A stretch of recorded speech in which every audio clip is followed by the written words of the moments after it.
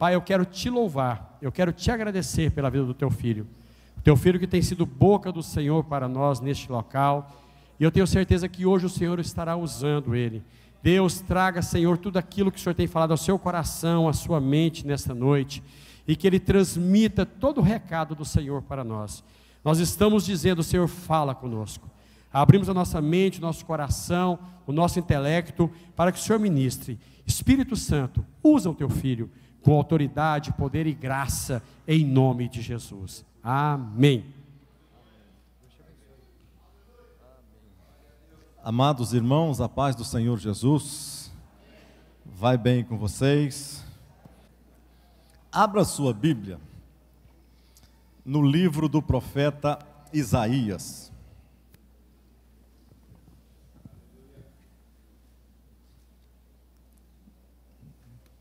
Livro do profeta Isaías, no capítulo de número 1.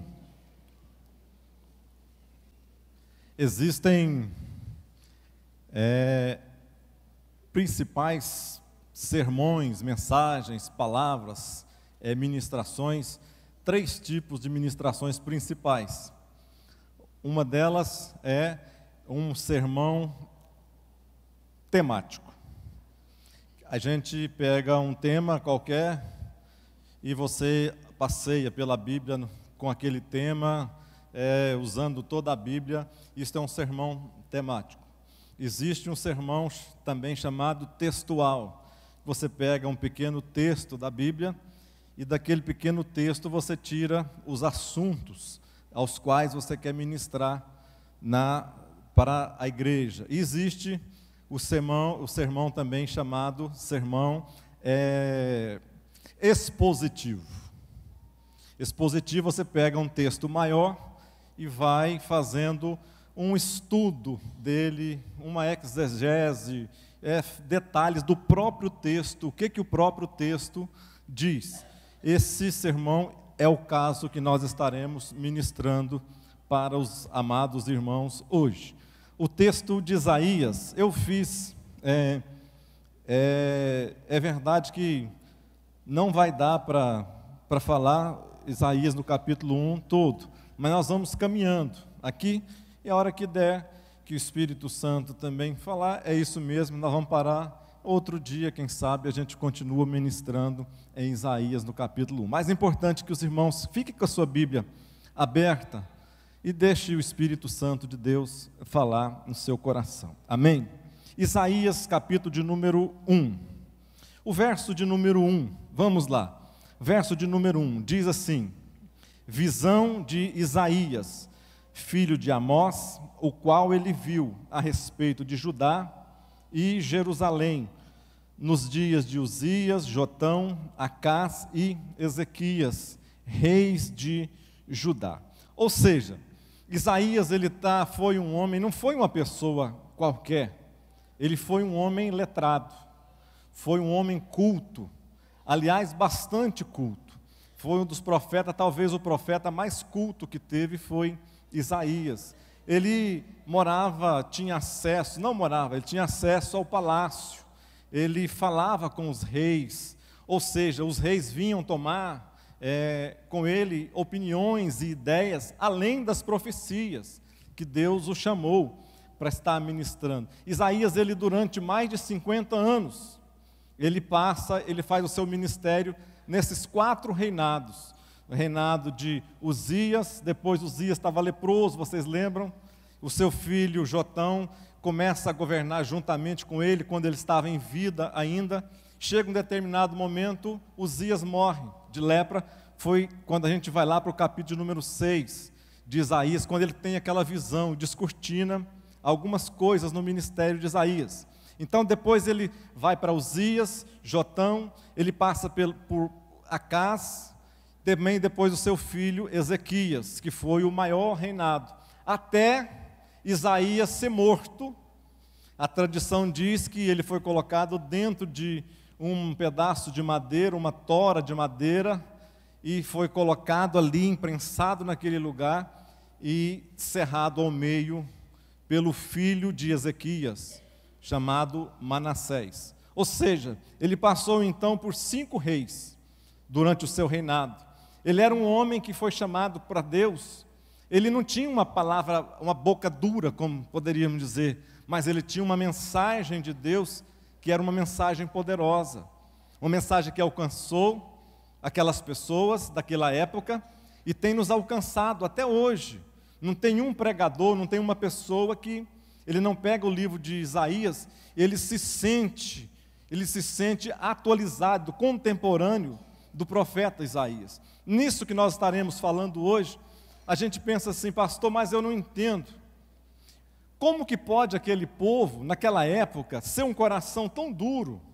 Como que pode aquele povo passar por tantos milagres da parte de Deus e não desendurecer o coração? Por que Deus teve que levantar tantos profetas para falar com aquele povo? E como que eles tinham a capacidade de ser tão endurecido o coração? Será que nós hoje não somos da mesma maneira? Também não. Será que os nossos corações também não são tão duros? Será que o nosso coração também da mesma maneira, às vezes nós ficamos sem o entendimento necessário e queremos continuar fazendo e executando as mesmas coisas?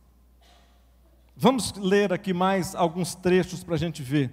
Diz assim: ouvi, ó céus, e dá ouvidos, ó terra, porque o Senhor tem falado. Criei filhos e engrandeci-os, mas eles se prevaricaram contra mim. Quando Deus está dizendo aqui, ouvi, ó céus, e dá ouvidos, ó terra, porque o Senhor está falando, Deus estava invocando os céus e a terra como testemunha, porque as pessoas não queriam ouvir Deus falar. Os ouvidos delas não estavam preocupados com o que Deus falava. Elas entendiam que elas eram autossuficientes, que estava tudo bem, que estava tudo correndo bem, e cada vez mais elas estavam se afastando de Deus. Cada vez mais elas estavam se distanciando de Deus e achando que isto era uma coisa normal, achando que isto era algo que já não fazia mais diferença nas suas vidas, não fazia mais falta, ela já não sentia mais a vontade de estar na presença de Deus. Muitos até não entendiam o porquê que as pessoas, os pais, os avós, falavam tanto de Deus. Mas quando Isaías é levantado porque no reino do norte já havia uma destruição, já tinha sido destruído o reino. O reino do norte já tinha sido perdido, já tinha acabado. Mas Deus tinha uma promessa que levantaria do trono de Davi, que permaneceria um reino para sempre. O que Deus faz então? Deus começa a levantar os homens, profetas, para ver se achava um remanescente. Assim como ele acha Abrão, assim como ele acha outras pessoas, ele acha a pessoa lá do dilúvio, ele achou. Assim ele procura outras pessoas remanescentes para que ele possa formar umas novas estruturas. Vamos mais em diante, ele diz assim: criei filhos e os engrandeci. Ou seja, Deus está dizendo, está abrindo o coração e falando assim: os filhos foram criados por mim, eu fiz com que eles saíssem lá do Egito com mão forte, eu os engrandeci, coloquei eles numa terra produtiva, uma terra que mana leite e mel, eu os exaltei diante de todas as nações. Mas ele está dizendo aqui, mas eles prevaricaram contra mim. Prevaricaram, o que é prevaricar? Deus está dizendo que os filhos não entenderam, viraram as costas para ele, e além do mais, prevaricaram contra ele. O que é prevaricar? Prevaricar é quando a gente sabe que alguma coisa é certa e não faz. E não faz isso, não é porque a gente não sabe, é porque a gente quer usar de má fé. Não faz aquilo que é certo por usar de má fé. Que jeito que é isso? O que Deus está falando aqui? Como que isso acontece na nossa vida? Às vezes nós sabemos que, sei lá, todos nós sabemos que tem que pagar impostos. Sim ou não? Claro que tem. Muitas pessoas dão um jeitinho. sabe que tem que pagar imposto e faz o quê? Vai lá, suborna alguém, dá dinheiro para alguém, para que aquilo não aconteça. O que é isso? O que é isso chamado de prevaricação? Isso é prevaricar. É quando eu sei que eu estou errado em algum dos meus atos, quando você sabe que você está fazendo alguma coisa errada, você sabe que você está totalmente fora da vontade de Deus e você diz assim para você mesmo: eu sei que eu vou mudar, mas eu tenho controle sobre esta situação. Eu vou mudar, mas daqui a um tempo, daqui a alguns dias, quando acontecer isso, eu vou estar mudando. Eu vou mudar. Você sabe que você está errado, mas você não muda porque você está de má fé. Isto é prevaricar. Prevaricação.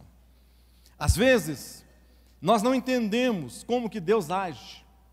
E às vezes nós vemos as Escrituras e usamos as Escrituras como se fosse simplesmente uma história a mais.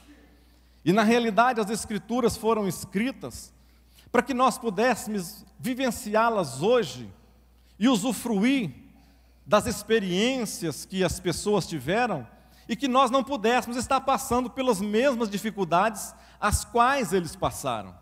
Mas às vezes Deus não tem outra solução a não ser usar as mesmas coisas que Ele usou no passado para nós hoje ainda. Vamos ler, vamos mais em frente.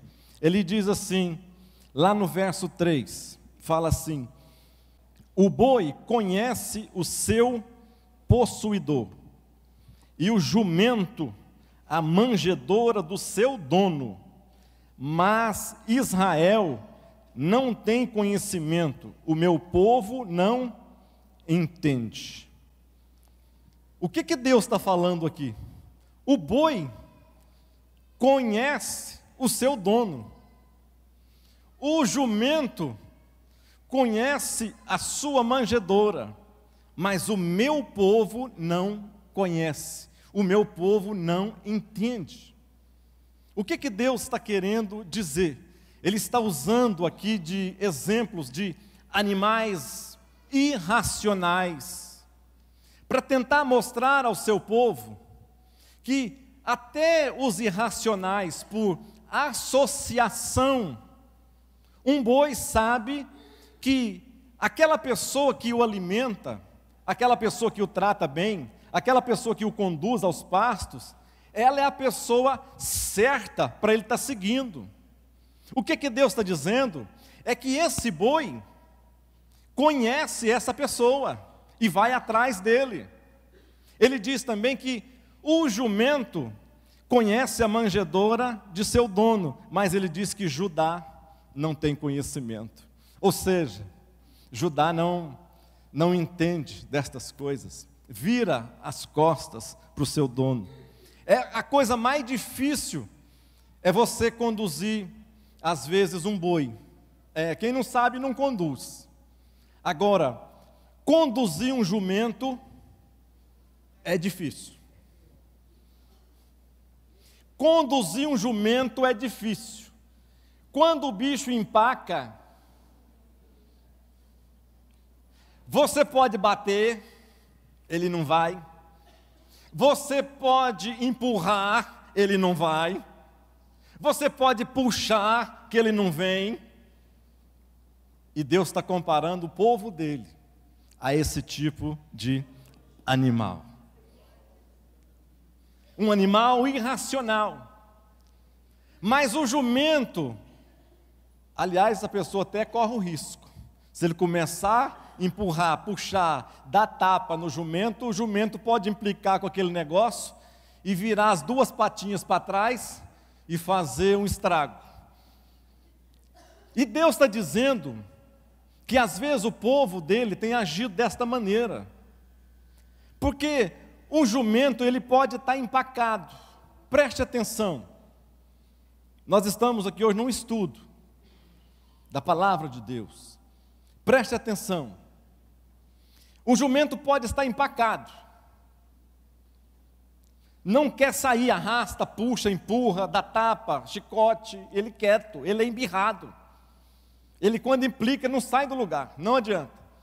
Pode amarrar um trator que ele ainda fica com as perninhas duras, ainda desse jeito, não sai. Mas o dono dele, se chegar com o que ele gosta, com uma espiga de milho bonita, por exemplo, descascada, amarelinha, grandona, com a palha em cima, e ele está empacado lá. E se o dono chegar e começar a acenar para ele, com aquele objeto de desejo do jumento, imediatamente ele vai sair dali e vai atrás daquela pessoa. Imediatamente ele vai sair dali e vai seguir aquela pessoa. De uma coisa, o boi é um animal difícil, mas o jumento é insuportável. O jumento é insuportável. O jumento ele consegue irritar o seu dono, mas o que a Bíblia está dizendo é que ele conhece a sua manjedoura. O que é a manjedoura? A manjedoura é o lugar de alimento, é o lugar que ele se alimenta, é o lugar que ele se sente em casa, é o lugar que ele é acolhido. A manjedoura é o lugar de descanso do animal. E Deus está dizendo assim: até os animais irracionais sabem aonde eles podem se alimentar. Até os animais irracionais sabem aonde eles encontram descanso para suas vidas. Mas o meu povo não entende e o meu povo não compreende. Vamos mais adiante um pouco. 1.4, o verso 4.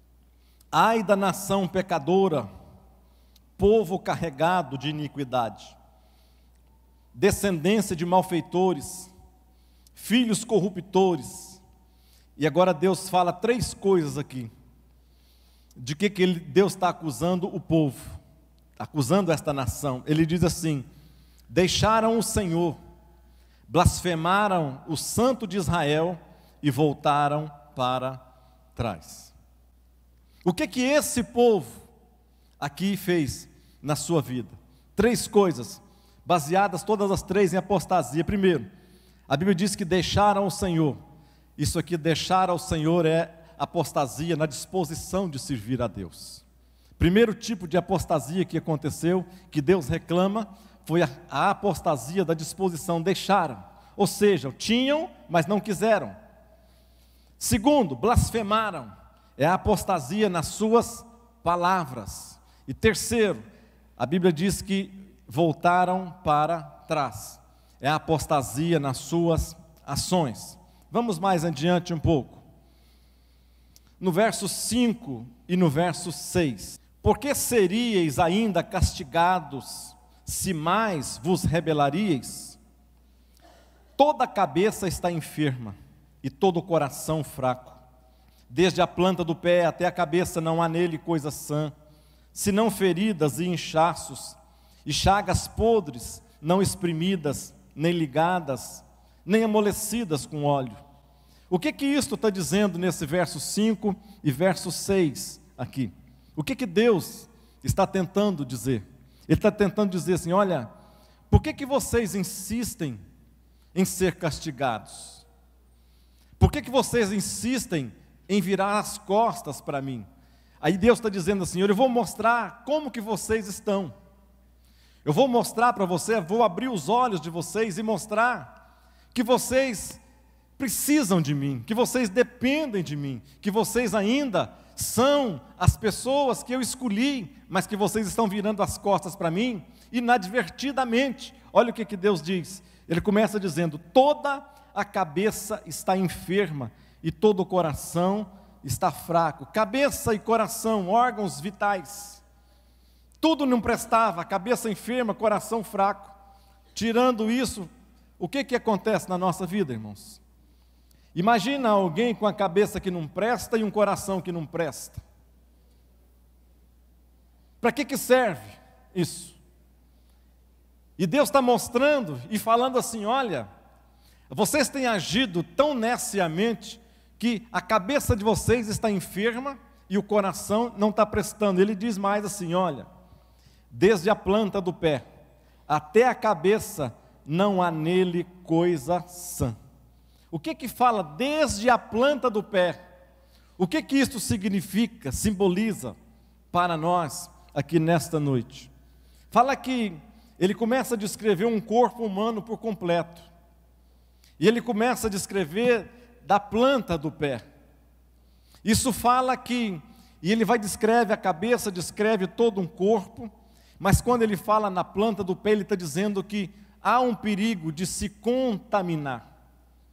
Ou seja, há um perigo de contaminar não só o que está lá embaixo, não só o que está lá na planta, lá no dedão, lá embaixo do sapato. Há um perigo de contaminar aquilo que está lá embaixo, até aquilo que está lá em cima, o mais alto possível. Há um perigo de se contaminar. Ele diz assim, olha, a cabeça não há coisa sã senão feridas. Olha só, isso Deus falando, e inchaços, e chagas podres não exprimidas. Chagas podres é uma espécie de lepra. O que Deus estava mostrando para o povo, e às vezes nós estamos ouvindo e vemos um tipo de palavra como essa e a gente pensa assim, essa palavra tinha que estar sendo pregada lá, sei lá, tudo menos dentro da igreja. Deixe-me te dizer uma coisa, nós estamos completamente equivocados. Dentro da nossa igreja está o maior hospital. Dentro da igreja está o lugar onde Deus colocou pessoas, mas não estão pessoas completamente sãs. Mas as pessoas que aqui elas estão, é porque Deus tem um propósito e vai restaurar essas pessoas uma a uma. Não importa a quantidade de chagas, não importa a quantidade de doenças, serão restaurados, porque todo aquele que adoecer aqui dentro da igreja, ele vai ser curado, vai ser sarado, para a honra e glória do nome especial do nosso Deus.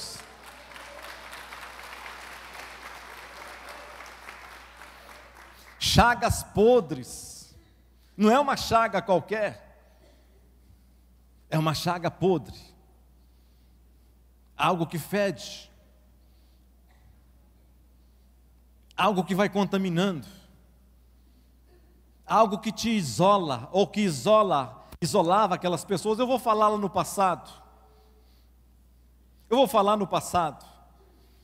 algo que isolava as pessoas. Ela mesmo se isolava, porque ela estava podre. Mas ela também era isolada, preste atenção, ela também era isolada porque as pessoas olhavam para ela e via que ela estava contaminada. Via que na vida dela havia uma chaga podre e ninguém queria ficar perto. Ninguém queria ficar ao lado, porque sabia que em algum momento ou outro, ela poderia ser contaminada. E o próprio Deus está dizendo que estas chagas podres estavam não exprimidas. Pergunte para uma criança qualquer, se ela tem um furúnculo, uma chaga, uma qualquer coisa. Pergunte para você mesmo. Quando eu fiz uma operação de apendicite, esse era meu apendicite, né? Às vezes nós tomamos posse de tanta coisa ruim, né? A minha pressão alta, né? O meu problema de coração, e vai tomando posse, né? A minha artrose, né? A minha osteoporose, e vai tomando posse, e vai pegando. Mas a minha, como é que chama? Esqueci de novo.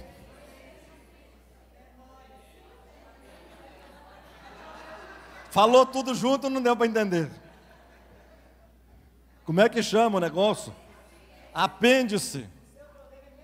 O meu é memória.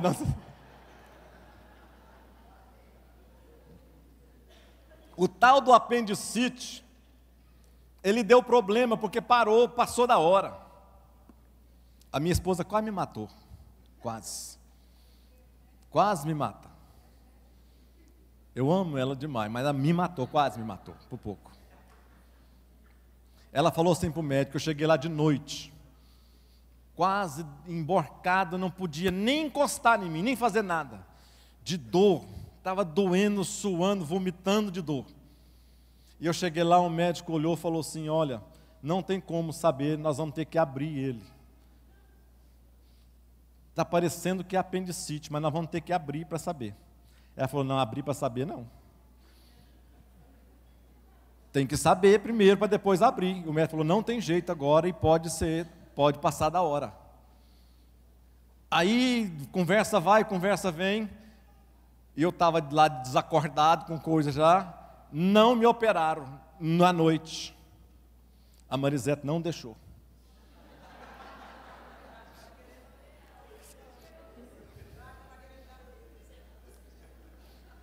Nunca vou me esquecer disso, meu amor. Ela não deixou me operar. Aí, no outro dia, cedo, o médico chegou lá e falou, não tem como mais. Já está correndo risco. O que eles fizeram? Me abriram. Quando me abriram, o negócio explodiu, supurou todo. E aí, o que eles tiveram que fazer? O corte, que era desse tamanhozinho aqui, tiveram que fazer um corte desse tamanho. Arrancaram tudo de dentro e foi limpando, aqueles lavando, né? Foi arrancando tudo e lavando. Até aí tudo bem, tranquilo. A partir daí é que a coisa começou a ficar difícil. Eles me fecharam e colocaram um dreno aqui durante 40 dias. Eu tive que andar com um dreno aqui.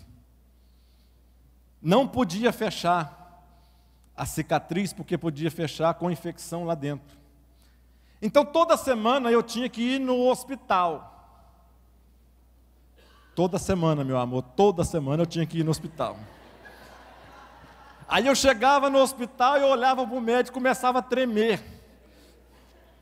O médico, por favor, seu Carlos, fica aqui em pé. Desabotou a calça só um pouquinho, abaixa só um pouco. Aí ele pegava um alicatezinho de um bico assim, ó, tipo um boticão. Aí ele arrancava aquele dreninho, que já estava fechado. O negócio estava fechando, só ficava o dreno. Aí ele arrancava aquele negocinho, colocava o alicate lá dentro, naqueles, bem apertadinho, olhava para os meus olhinhos e fazia assim com o alicate. E o negócio abria todo, não podia dar anestesia, não podia dar nada, meus irmãos do céu. Aí eu desmaiava e voltava, logo em seguida. Isso foi durante 4 semanas. 4 semanas. Nunca vou me esquecer de você.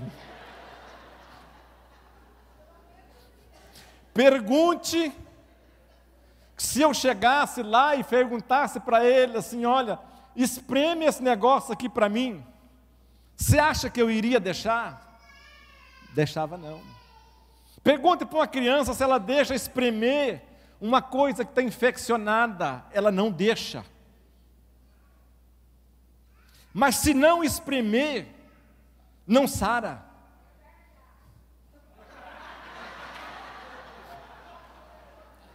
Se não espreme, não sara.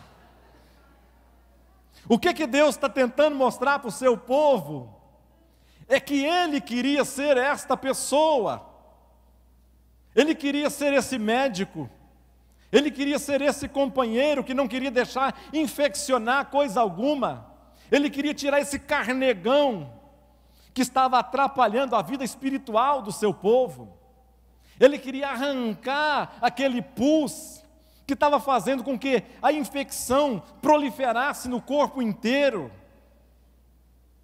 Mas o povo não quis. Deixa eu passar um pouquinho para nós. Às vezes nós temos isso na nossa vida. no nosso dia, faz parte do nosso dia. Um carnegãozinho desse, e que a gente sempre está convivendo com ele, e a infecção vai aumentando, a infecção começa a proliferar de um lado para o outro, e nós pensamos que nós damos conta, nós pensamos que nós somos capazes de vencer essa doença, essa enfermidade chamada pecado na nossa vida.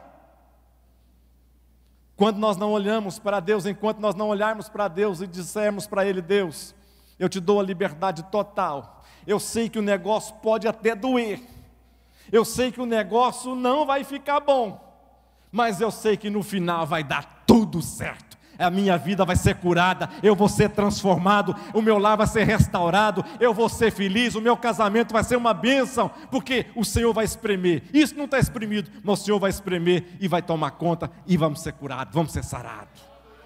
Você pode aplaudir ao Senhor mais uma vez?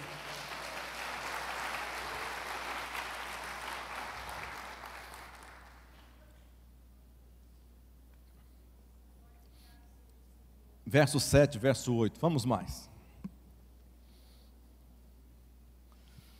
Diz assim: a vossa terra está assolada, as vossas cidades estão abrasadas pelo fogo, a vossa terra os estranhos devoram em vossa presença, e está como devastada, numa subversão de estranhos, e a filha de Sião é deixada como a cabana na vinha, como a choupana no pepinal, como uma cidade sitiada. Deus está dizendo assim: olha, olha, tudo que vocês têm de melhor, vocês estão perdendo para o inimigo. Tudo que vocês têm de especial e de tem valor, todos os sonhos melhores que vocês têm, o inimigo está possuindo e tomando conta. Olha, preste atenção, tudo que vocês têm, as terras, as famílias, as coisas boas, tudo que vocês sonharam, hoje não estão nas suas mãos mais, nem mesmo a liberdade vocês têm, porque está tudo nas mãos do inimigo. Olha suas finanças, olha como que está a sua fé, olha como que está a sua vida espiritual. É Deus abrindo os olhos, descortinando, para que às vezes nós possamos ver, para que às vezes nós possamos entender. E Deus, eu achei interessante aqui que Deus compara a vida do povo, a vida espiritual do seu povo, Ele compara dizendo assim: olha, está sendo deixada como a cabana na vinha, como a choupana no pepinal e como uma cidade sitiada. Às vezes, irmãos, o que é essa choupana, cabana, não sei o quê? Quando eles iam fazer as suas colheitas, montavam as suas barracas, montavam as suas casas nos lugares para fazer a colheita da vinha, para fazer a colheita dos melões, que chamado aqui de pepinos, pepinais, eram os melões. Eles montavam as suas barracas, ficavam ali 1 mês, 15 dias, e depois que colhiam, a colheita era feita, depois das uvas serem vindimadas, já não ter mais uvas nas parreiras, as casas ficavam sem habitação, desoladas, ocupadas por animais selvagens.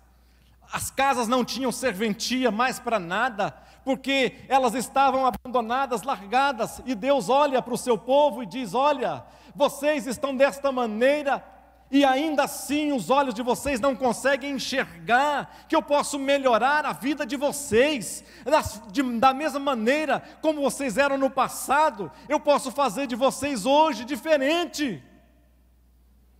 Diga amém. Às vezes, a pior coisa é nós não vermos as nossas misérias, é nós não conseguirmos enxergar a desolação do nosso caminhar, é nós não conseguirmos entender o sentimento que Deus tem a nosso respeito, é nós não conseguirmos descortinar o plano que Deus prepara para cada um de nós, e a gente transforma o nosso dia a dia numa monotonia religiosa, algo que não move o coração de Deus, algo que não consegue fazer com que os olhos de Deus se coloquem sobre nós. Às vezes nós pensamos que a nossa religião, a nossa maneira de conduzir, de se portar diante dele, que nós estamos muito bem, mas se nós colocássemos isso num plano de Deus, e nós conseguíssemos visualizar isso através do céu, nós veríamos ali que os planos de Deus, como a Bíblia já diz, são muito maiores do que os nossos planos. Às vezes nós estamos vivendo vida medíocre, mesmo que seja uma vida boa. Às vezes nós estamos vivendo vida que não condiz com aquilo que Deus prepara para nós. E Deus olhando para nós e dizendo assim: olha, vocês estão achando bom, mas as vossas casas, a vossa maneira de se conduzir, está como as cabanas abandonadas depois da colheita.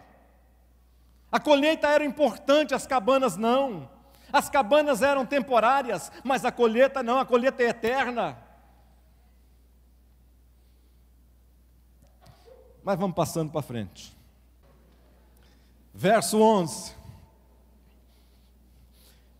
Diz assim: de que me serve, olha a reclamação de Deus, para a nossa espiritualidade. Olha a reclamação de Deus para a nossa espiritualidade religiosa. Ele diz assim: de que me serve a mim a multidão dos vossos sacrifícios? Diz o Senhor: já estou farto dos holocaustos e carneiros e da gordura de animais nédios, e não folgo com o sangue de bezerros, nem de cordeiros, nem de bode. O que Deus está dizendo aqui? Olha, já estou cansado, isso para mim não é importante. O povo aqui estava oferecendo para Deus o que eles tinham de melhor. Está dizendo aqui, olha, sangue de bezerros, cordeiros e bodes. Deus está colocando aqui em xeque o elemento de culto mais importante que existia, que era o sacrifício. Deus está colocando aqui em xeque a coisa que para os judeus era o elemento que simbolizava mais: você está agradando a Deus, e Deus virando as costas e dizendo: isso está me enfadando, isso me enfada, esses sacrifícios, porque, preste atenção numa coisa, para Deus a oferta é importante, mas o ofertante é muito mais importante do que a oferta. Se Deus não estiver apoiando o ofertante, isto serve para nós. Isto serve para nós hoje. Não estou falando de dinheiro, diga-se bem. Deus ama, e o importante para Deus é o ofertante. Se Deus despreza o ofertante, automaticamente a oferta é desprezada. Pastor, o que significa isso? Às vezes os nossos sacrifícios são sacrifícios de tolos diante de Deus. Às vezes não vamos entrar aqui nem em contradição e nem em extremismo, mas às vezes os nossos jejuns, as nossas orações, as nossas ofertas, os nossos sacrifícios, as nossas vindas diárias nos cultos, para Deus, Ele está dizendo: isso não me serve para nada, porque o seu coração está distante de mim. Qual que é o mais importante? O ofertante ou a oferta? Qual que é mais importante? A minha alma, a sua alma ou o nosso sucesso? Qual que é mais importante?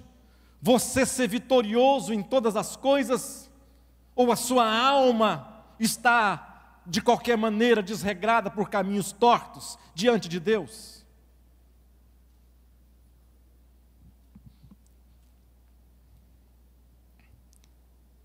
De que me serve a minha multidão dos vossos sacrifícios? Já estou farto dos holocaustos. O que Deus está dizendo? Eles ofereciam coisas nobres, animais preciosos, animais nobres, sem defeito, sem mancha, sem mácula. A Bíblia diz lá em Levítico 17:11, diz assim: por que era o holocausto? O holocausto era o principal sacrifício queimado, que era oferecido para Deus. Quando era queimado, matava um animal, o pecado era expiado, colocava-se aquele animal para ser ali queimado, ali, aquela fumaça ali, chegava até as narinas de Deus, porque estava se oferecendo um sacrifício, não um sacrifício de bodes, de carneiro, mas o que Deus queria é que aquela pessoa que estava oferecendo aquele sacrifício, o coração dela estivesse da mesma maneira, um coração morto, porque aquele sacrifício simbolizava o meu pecado e o seu pecado, aquele sacrifício tinha que ficar morto. Foi o que Cristo fez lá na cruz do Calvário. O pecado foi tirado de uma vez por todas, não, a sua força foi tirada de uma vez por todas, lá na cruz do Calvário, porque o Cordeiro de Deus que tira o pecado do mundo, morreu uma única vez, para que eu e você hoje, nós pudéssemos ter vida, e vida com abundante. Diga aleluia.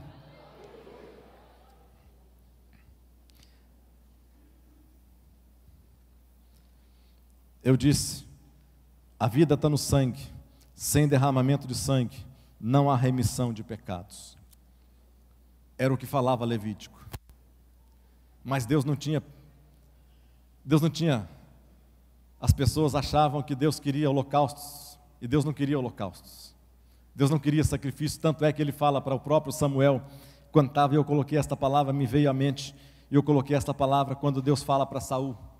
Ele diz assim lá em 1 Samuel 15:22, eu coloquei aqui no meu texto, diz assim: tem porventura o Senhor, se Levítico está dizendo que sem derramamento de sangue não há remissão de pecados, então teria que haver uma morte para que houvesse uma remissão de pecado. Mas isso Deus estava simplesmente fazendo um ajustamento de conduta do povo. Deus não queria simplesmente sacrifício. Tanto é que quando Ele fala aqui, olha o que Deus fala, e fala em um bocado de lugares depois. Ele diz assim: tem porventura o Senhor tanto prazer em holocausto e sacrifício, como que se obedeça a palavra dEle? Eis que o obedecer é melhor do que o sacrificar, e o atender é melhor do que a gordura de carneiro. Deus olhava para aquelas coisas que estavam oferecendo, aquele ritual, e Deus não sentia coisa alguma. As pessoas iam, a Shekinah de Deus já não se movia mais ali naquele lugar. A Shekinah de Deus, quando era oferecido o sacrifício uma vez por ano, e o sumo sacerdote oferecia, e chegava o momento de ele estar na presença de Deus, e quando ele entrava coberto de uma cortina de fumaça,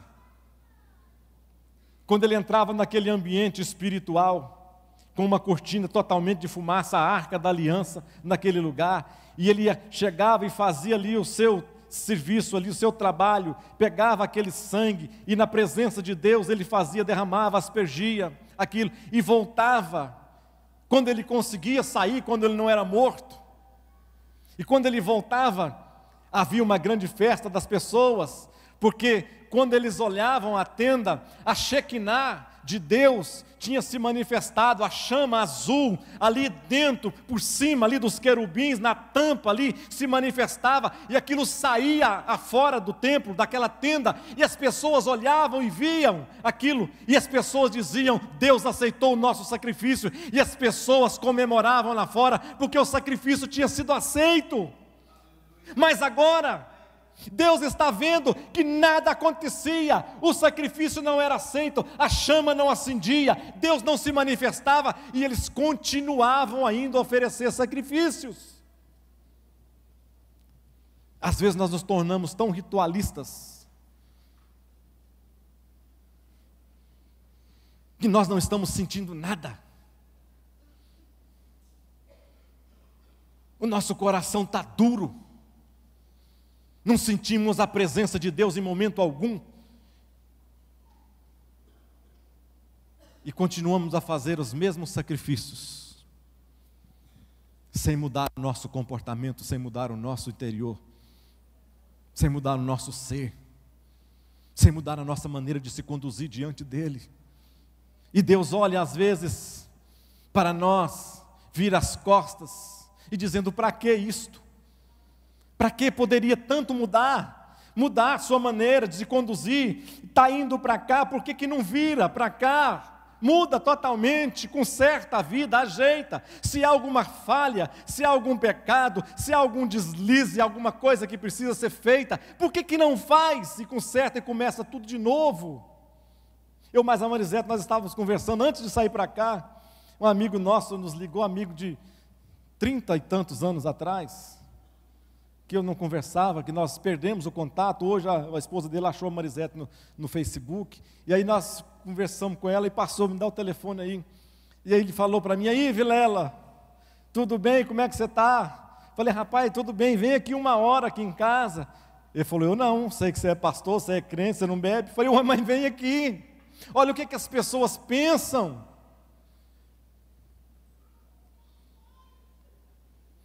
Olha a cabeça das pessoas,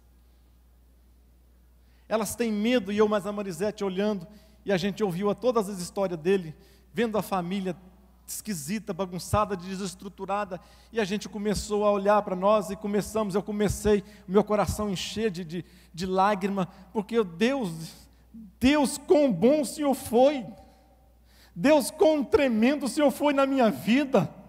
Senhor, eu estava nos mesmos caminhos, andando das mesmas maneiras, mas um dia ouvimos, Senhor, a Tua palavra, e o Senhor mudou a nossa sorte.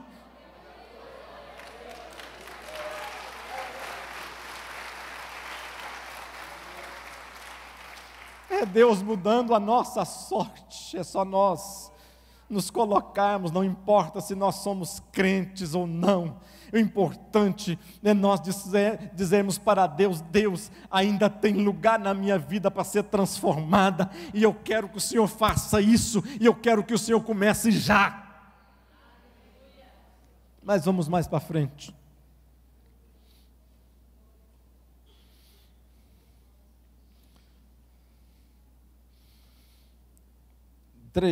Não tragais mais oferta.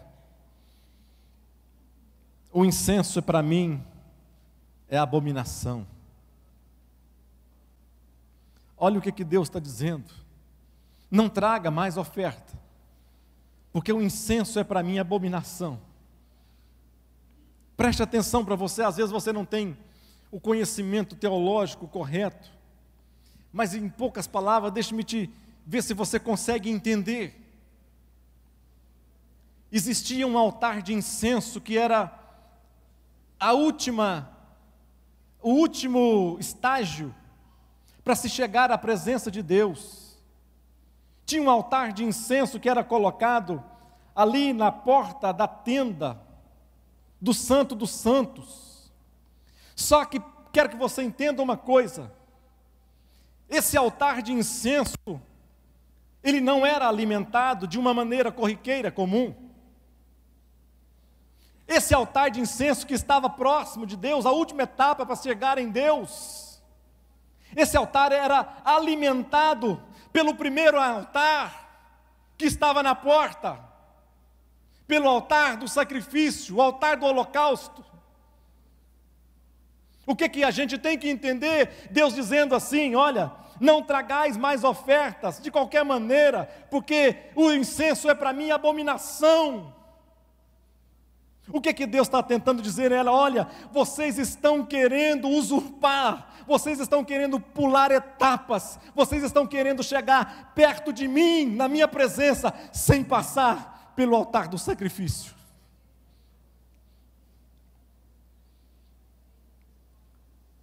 O que a gente entende com isso? O que o profeta está dizendo para o povo? O altar é alimentado por aquele primeiro altar que tem. O altar do sacrifício, onde a minha carne tem que morrer, onde o meu eu tem que morrer, aonde a minha vontade tem que morrer.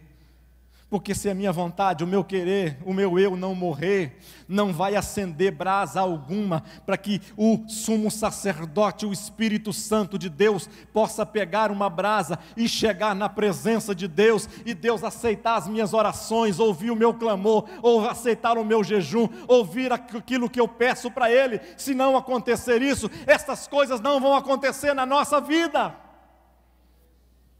Não aconteceram para aquele povo. E corre o risco de não acontecer para nós. A oferta não é o importante. O importante sou eu. O importante é você. O importante é o seu coração. Vamos deixar de ser religiosos.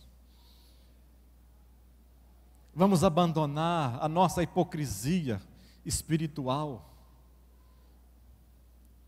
Vamos deixar de viver de aparências espirituais. Sabe por que muitas pessoas, as suas orações não são? Deus está dizendo assim, olha, multiplica a multidão das vossas orações, eu não as ouço, porque as vossas mãos estão cheias de sangue. As pessoas faziam assim e continuam fazendo assim, para receber alguma coisa da parte de Deus. E Deus está dizendo, olha, vocês oram uma vez, 2 vezes, 3 vezes, 4 vezes, e eu não ouço e não vou ouvir. As vossas orações podem ser multiplicadas, mas eu não ouvirei. Sabe por que as nossas orações muitas vezes não são ouvidas? É porque nós não mudamos a nossa maneira de adorar a Deus. Nós pensamos que adorar a Deus é trabalhar para Deus. Nós pensamos que adorar a Deus é você ter um ritual. Nós pensamos que adorar a Deus é você viver uma vida totalmente, às vezes, certinha, conforme a sua vontade, e você pensa que está, às vezes, agradando a Deus. Quando na realidade Deus não deseja isso. Deus deseja comunhão. Quando você fala com Deus, você sente Deus falar com você. Quando você abre a sua boca, você vê Deus ouvindo a sua oração. Quando você levanta os olhos e começa a chorar, se é que você chora na presença de Deus. Quando você faz isso, você sente o retorno da parte de Deus, dizendo, continua, a sua oração vai ter sim um propósito, vai ter uma finalidade, continua porque a sua oração está sendo ouvida, continua porque a sua oração, além de ser ouvida, a sua oração vai ser respondida também.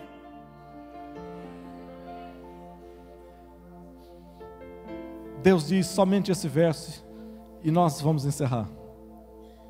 Depois dessa repreensão, Deus sempre abre uma oportunidade. Ele diz assim, lá no verso 16 e 17: lavai-vos, purificai-vos, tirai a maldade dos vossos atos de diante dos meus olhos, e cessai de fazer o mal, aprendei a fazer o bem, praticai o que é reto, ajudai o oprimido, fazei justiça ao órfão, tratai das causas da viúva. E ele diz no 18, verso 18: depois de fazer estas 9 coisas, Deus diz lá no verso 18: então vinde e arguí-me, diz o Senhor. Olha aqui, preste atenção numa coisa. mesmo que às vezes nossos atos sejam totalmente, às vezes você pensa, eu estou totalmente fora dos planos de Deus. Às vezes você pensa, realmente, através do que eu estou entendendo, a minha vida não está totalmente sincronizado com o propósito de Deus, eu estou fora. Mas diz o Senhor, faça estas coisas, altere o seu coração, e aí vem a presença de Deus, e o Senhor diz, porque o Senhor sempre nos aceita. Ele aceita um coração contrito, Ele aceita um coração quebrantado. Ele diz assim, olha, vinde então, e arguí-me, diz o Senhor, ainda que os vossos pecados sejam como a escarlata, eles se tornarão brancos como a neve, ainda que sejam vermelhos como o carmesim, se tornarão como a lã branca. Vamos ficar de pé.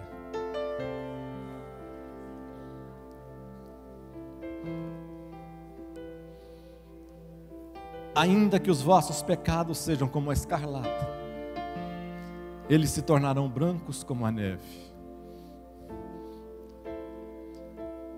A escarlata, preste atenção,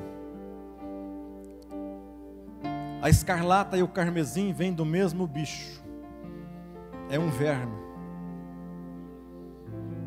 muito usado ali no Mediterrâneo.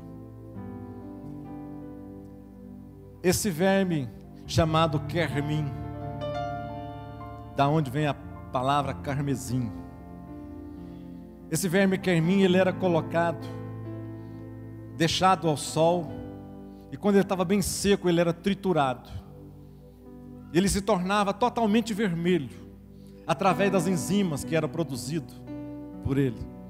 Ele se tornava tão vermelho, que as pessoas pegavam aquele pó, e levavam para os seus lugares, e as mulheres então pegavam as roupas de algodão, tecidas, e pegavam as suas roupas e começavam então a tingir aquelas roupas de vermelho, e ficava um vermelho cor sangue. Quando elas tingiam uma vez, colocavam no sol, voltava novamente, tingia novamente. Disse a história que aquelas cores nunca mais saíam daquela roupa de algodão. Aquela escarlata ficava tão impregnada naquela roupa de algodão, que nunca mais saía daquela roupa.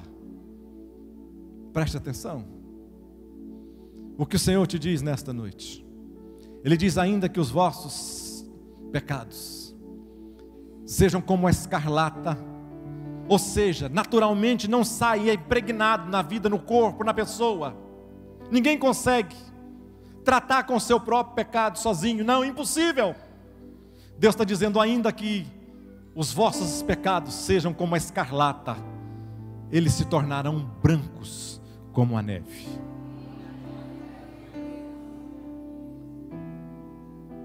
Não tenha medo.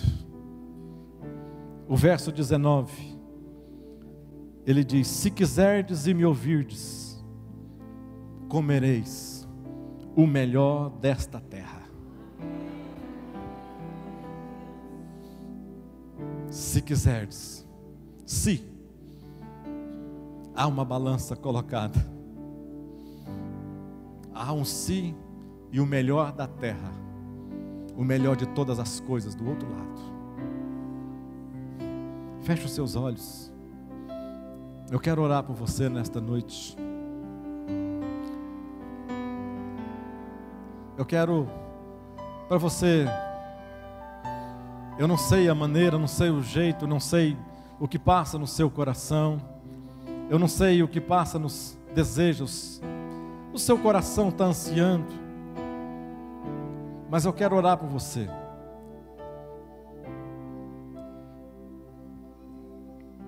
O tempo já está esgotado. Eu não vou chamar você aqui à frente, mas eu quero que você coloque a sua mão no seu coração assim, feche os seus olhos. Ainda que os vossos pecados sejam vermelhos como a escarlata, eles se tornarão brancos como a neve. Se quiserdes e me ouvires, comereis o melhor desta terra. terra. Deus amado, Deus querido, Deus, há uma palavra lançada nesta noite. Deus, há um estudo na tua palavra que foi lançado, ó Pai, mas eu sei que a tua palavra não volta vazia. A tua palavra tem um destino certo. A tua palavra, meu Deus, ela é espada. A tua palavra entra, meu Deus, na divisão de alma e espírito. Aonde nada consegue separar, a tua palavra faz a separação, ó Deus. Deus, tira agora toda a dureza de coração, nesta noite agora, em nome de Jesus. Toda a apostasia, Deus, meu Deus, que às vezes está sendo lançada no coração dos teus filhos, nesta noite, seja agora anulada em nome de Jesus. Deus, que novamente as orações sejam ouvidas, que as orações sejam respondidas. Deus, que novamente possa a Shekinah do Senhor, ó Deus, brilhar na nossa vida, no nosso coração, ó Pai, que possamos ver a tua glória, Senhor, assim como o teu servo Davi o viu, ó Deus, assim como o teu servo Isaías viu no capítulo de número 6, a vida dele nunca mais foi a mesma, Senhor. Deus, nos faça a diferença, Pai, faz a diferença na nossa vida. Deus, faz a restauração completa aqui nesta noite, ó Deus.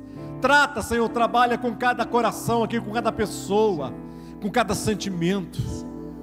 Ó Senhor, anula todo o projeto do diabo, Senhor. Anula agora, no nome de Jesus, todo o projeto que o diabo tem tentado tirar, meu Deus, de lares destruídos, casamentos destruídos. Ó Pai, pessoas com a sua fé abalada, meu Deus, com a sua espiritualidade voltada para rituais.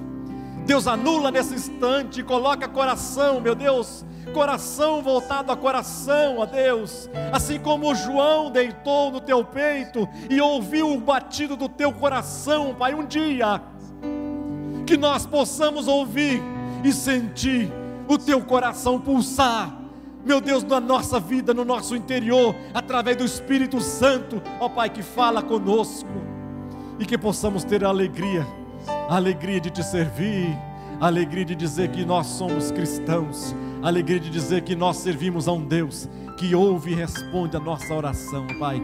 Eu te peço nesta noite, restaura, Pai, a nossa sorte, em nome de Jesus Cristo, Salvador.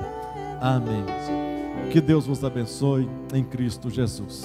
Dê uma salva de palmas a esse Deus maravilhoso.